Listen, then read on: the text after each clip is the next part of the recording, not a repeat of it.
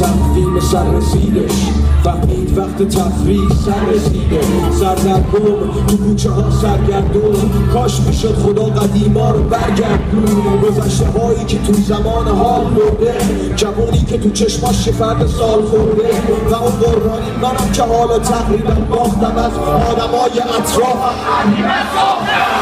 آدم هیچ خیلی وقتی من نبینم انتظار داری دیگران و اهریمن نبینم عشق از کجا ببینم من با دوتا چشم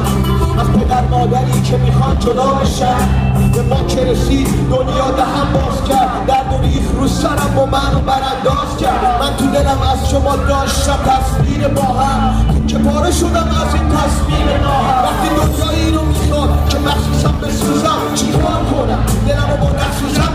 دفت منم که دارم شما رو نصیحت میکنم من یه مردم که دارم دائما وصیت میکنم یه بارم دنیا رو از نگاه من ببینی یه بارم شده پای صدای من بشینی بیای به خاطر من یه راه حل بچینی بیای دستامون رو در کنار هم بگیری یه بار دنیا رو از نگاه من ببینی یه بار پای صدای من بشینی بیای به خاطر هم یه راه حل بچینی بیای دستامون رو در کنار هم بگیری میخوام بدونم شما چه کاری برام کردی به جز اینکه فردای منو خراب کردی نمیخوام برم پی مقام خلاف سنگی ولی به خدا یه خط صاف نوار مقصی نه ناله نه داد و هوار نداره تاثیر دبای شبای تمام مستی من یادتون رفته خیلی حواس پرتی امید من و شما نقشه برام کردی من دیوانه با تشنه نواز شب نمیخوام منو دعا کنید تو نماز شب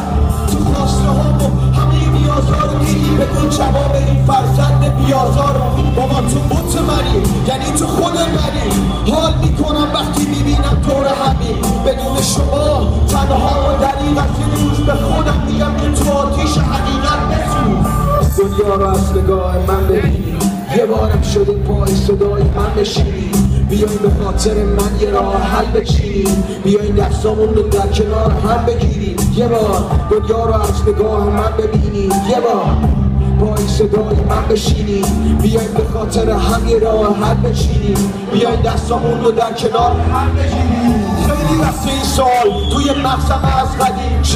چرا رفتیم تو محضر لعنتی سوال که نه کلی عقده تومه که توی شبای تنهایی مثل جون شومه من این جوون ضعیفم دلم بی‌طاقت هنوز چرا این شام وقتی نداشت لیاقت باش بالا سر منم یکی هست منو از خدا گرفتی میخوای به کی پس بدی جماعت بود این امانت تو مادری ثمر بیداری شبانت خود چقدر جلوی دیگران بخوام رازداری کنم من توی دستای شما بازکاری شدم از ترس بعد جدایی توهم بگیرم دیگران منو به چشم ترحم ببینم منو ببین بیمارم یه بیتاب یه غریب بچه نیستم واسه گریه ها یه دیدم